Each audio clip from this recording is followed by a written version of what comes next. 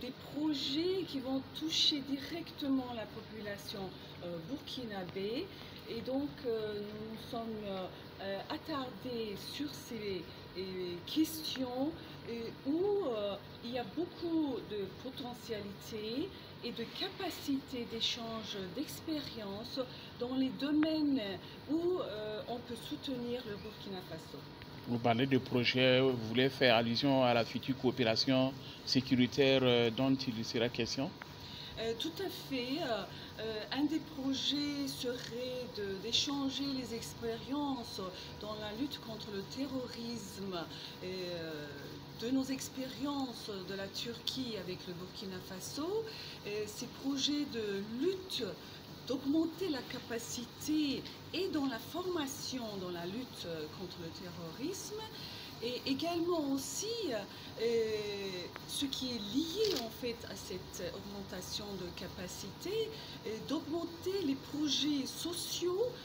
Par exemple, le projet à Gamokwamba, c'est un projet qui est déjà là pour la profession, la formation des jeunes filles, et aussi on continue d'avoir des magasins ici au Burkina Faso pour qu'ils puissent commercialiser leurs produits. C'est en fait de donner un avenir à ces jeunes-là. Donc c'est relié. Bien sûr, on a parlé aussi des projets dans le domaine de la santé et tout autre domaine où le Burkina Faso aura besoin de soutien de la Turquie. Okay. Et d'abord, c'était pour féliciter pour le travail qui a été fait jusqu'à présent et continuer à faire les témoins du soutien de tous les systèmes des Nations Unies, de New York à niveau régional et ici au Burkina Faso pour appuyer les gouvernements de Burkina dans cette importante échéance. Est-ce que vous lui avez donné quelques conseils pour réussir sa mission? Je suis en train d'apprendre qu'est-ce que c'est la situation au Burkina Faso. Sûrement, on a échangé sur des expériences qui existent dans la région et dans le monde pour encore améliorer le système de réconciliation. Beaucoup de bonnes choses sont en train d'être faites, surtout on parlait aussi au niveau communautaire des engagements qui ont eu, et c'est important que toute la société fasse partie de ce processus.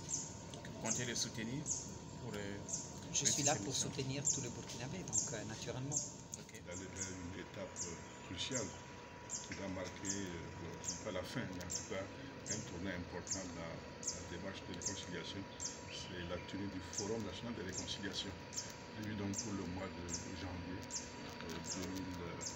Ce sera l'occasion pour tous les Burkinabés de discuter donc des questions de réconciliation, de discuter des solutions qui leur apparaissent appropriées pour chaque type de problème de réconciliation et de mettre en place l'organisation qui va faire en sorte que ces réponses-là, ces opinions soient maintenant déroulées sur le plan pratique pour résoudre à chaque problème de réconciliation que la pays. Est-ce que vous attendez un soutien quelconque des Nations Unies? L'une des très grandes forces du système des Nations Unies, et là je reprends une expression que nous-mêmes on employait quand nous y étions dans des hautes responsabilités, c'est que c'est un système qui n'a pas de leçons à donner, mais qui a des expériences à partager. Voilà.